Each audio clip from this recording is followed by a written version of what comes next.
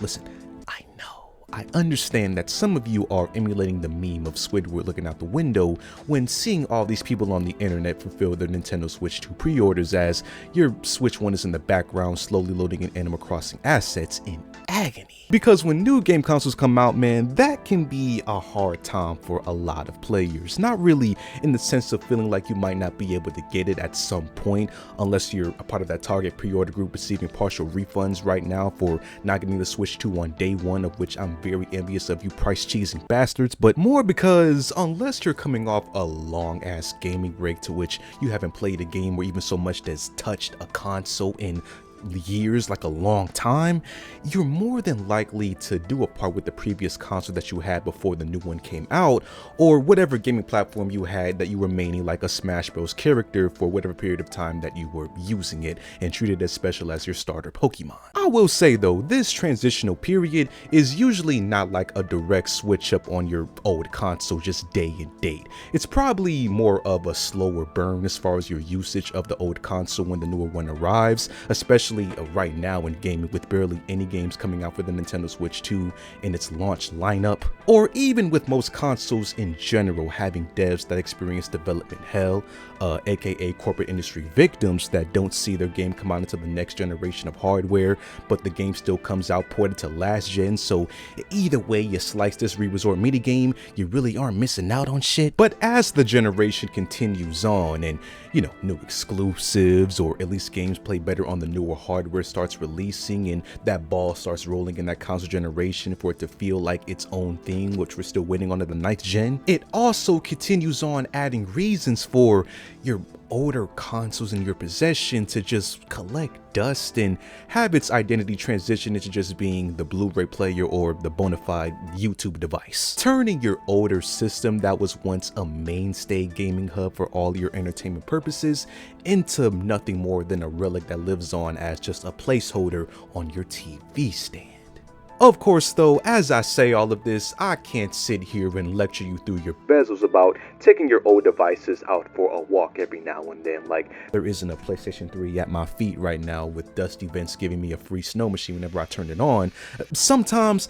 I do understand that it just isn't all that convenient to go back to the old generation of systems of your old consoles, and especially if you've ran them to the ground, you find that most of the games in its library that you're interested in is playable on the newer systems. You might only have time to play the few new games you're interested in, or maybe that old console's just a Wii U. I never deal in absolutes when it comes to me suggesting things for you to do in your gaming life that's personal to whatever the hell you want to do, but I will point out that we live in a gaming era that we know just thrives off of limited access to games and features that ultimately have a finite time of existence, at least in us being able to access it, if there's not a physical version of that software able to be installed without the use of internet. Obviously for the convenience reasons that pertains to this side of gaming, and also so most games just wouldn't basically have to ship as fucking hard drives since this can't hold the game sizes anymore. But even still, I don't think many would agree that it's ever been a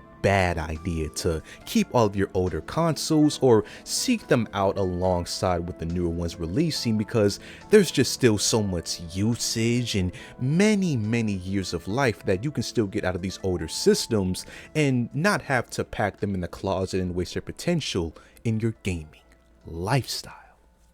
You see, by the time a console generation ends and we transition into the next phase, there's usually no shortage of a backlog of exclusives, lower tier games, hidden gems, and of course things that should have never left a game designer's brain as even a pitch of an idea. There are a lot of games to play on these older generation systems, and even if you look on maybe a Wikipedia page for said system, it sees only like a couple hundred games in total. That's still like hundreds of thousands of hours of gameplay that you just have access to for that console. And unless you're a completionist game collector with an insane bankroll, might I add, you probably haven't played all these titles, let alone even knew some of these even existed. So in an age where I've seen players say time and time again on these newer generation systems that they don't know what next to play since they played all the big releases that came out that they were interested in, there's just so many games you can go back to and discover a newfound experience of a franchise you've never even heard of, or maybe a game that you just didn't play in that series you're already familiar with.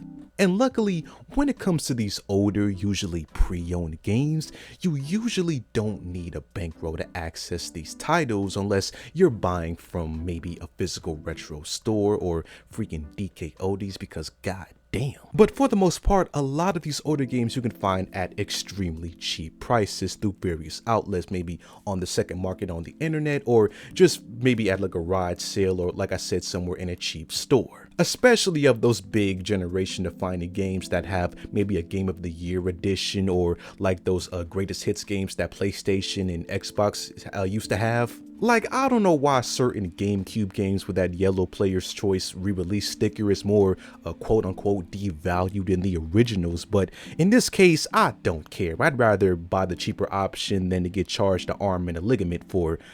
freaking pigment. Because with that scenario, it is worth pointing out that some titles you just can't escape higher prices even on older consoles. Usually the games of the first party nature, those titles that had limited print runs when they were still in production, or even games that just have artificial value skyrocketing in price because of I don't even know why. It's nothing short of a thin tightrope to walk when it comes to navigating these retro game prices and understanding what you're buying and if you feel like it's worth that price point. But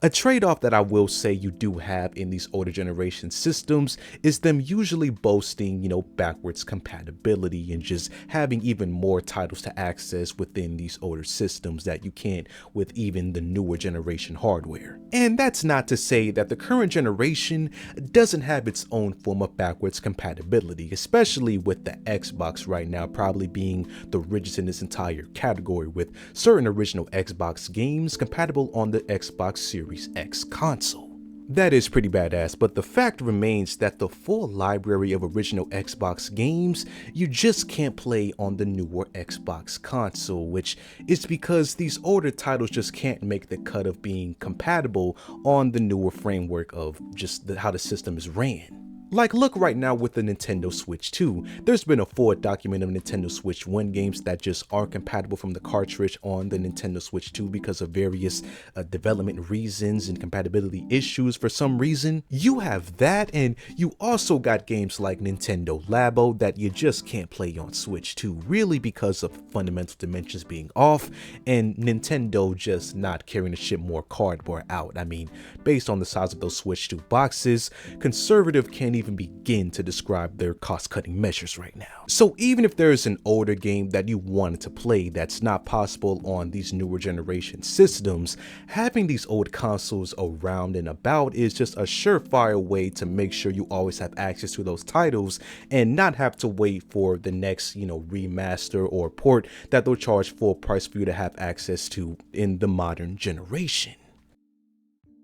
But then again, as far as another big reason to continue investing time into older generation consoles, let's get hypothetical for a second, like that rumored Star Fox game that never materialized into anything on Nintendo Switch. Let's say that obtaining games for an old console is somewhat of an issue for you. Maybe you do want to play a more rare game in existence like Pokemon XD on the original GameCube and don't feel like taking out a second mortgage on your house payments in order to do so. In that case, another reason that many modern players are even interested at all with using aged systems in this day and age is because of the potential exploits you have access to in these consoles that don't release firmware updates that often or at all anymore, allowing for the ease of downloading games in a fashion that may or or may not be legal. Once again, we're talking hypotheticals here. Nothing is concrete evidence in case any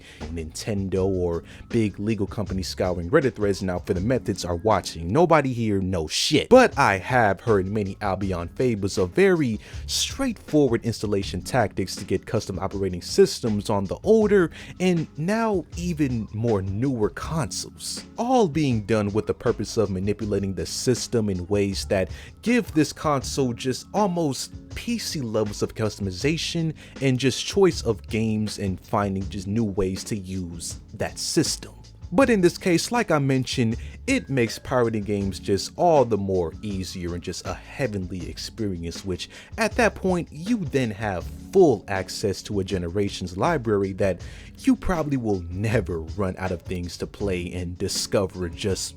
because you can. Because the case with a lot of older games is that they just aren't all that big in their file size, so it's not uncommon to see exploits to install all these games at once within the console or transfer them from another device via USB stick and then install them on the console there. At least that's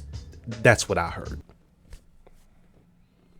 What I heard. And man, having access to a full library of titles with the click of a button, talk about a saving grace in the modern industry that's charging more and more for very mid-tier games. Like, that is just peak accessibility that many people could really use right now when it comes to just finding new titles. But with these modern consoles, if you want to take it a step further and you're really, tech savvy with what you're doing, you could also bring back online capabilities on some of these old systems that don't support it officially anymore, namely like the Nintendo 3DS and Wii U that have third-party service support with programs like Pretendo, a free open source asset that replaces the now defunct Nintendo network with a community driven and supported network to revive the early days of just online fun that you don't have access to anymore. So dude, with modding, saying you have an entire world of new options to experiment and toy with would honestly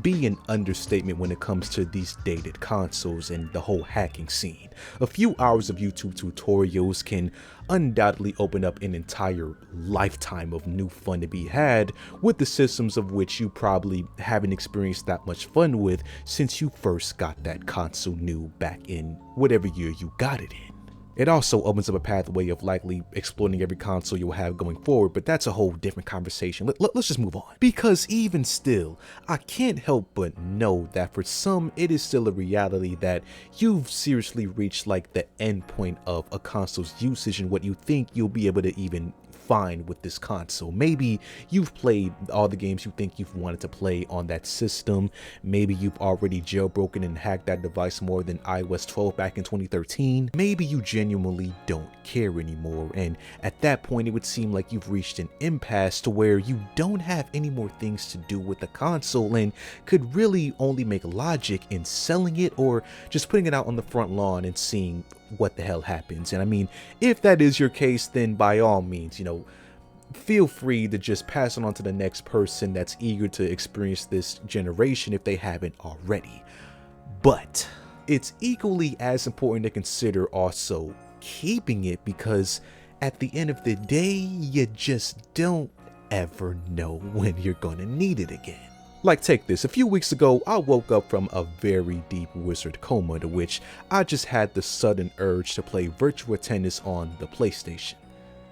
Fucking tennis, man. I can't explain those random urges to play certain games and why it seems like they just come out the back of your skull and your memory bank just out of nowhere, but we all usually get them at some point in our gaming lifestyles, and I personally feel really lucky to be able to fulfill that wish in my lifestyle, because in high school, there was a time where I considered selling all my game consoles and, all my stuff and just leaving games for good. But thank the great overlords that I didn't go through with that, because if I did that then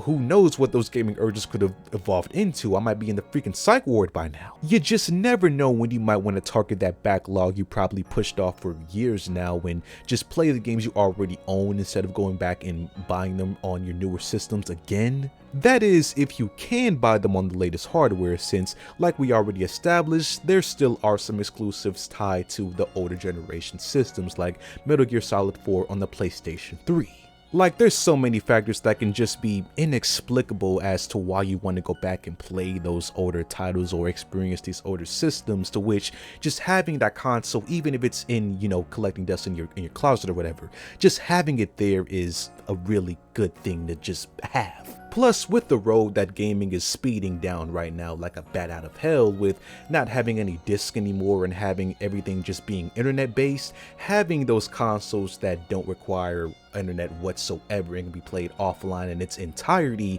just having that experience around is going to be amazing to go back to in these next couple of years, when playing a console without any Wi-Fi is going to seem like a myth of an experience. So man, if you're on the fence, just keep the console if you can, unless you really just don't want this shit anymore and it's clogging up space, because even though, you know, the older generations might be held back by dated hardware and just the overall graphic aesthetics,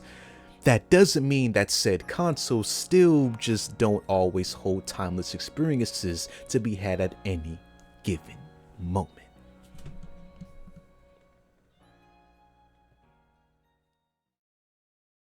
And that's all that I have for today, man. If you enjoyed, leave a like on the video, subscribe, and I will see you guys in the next video.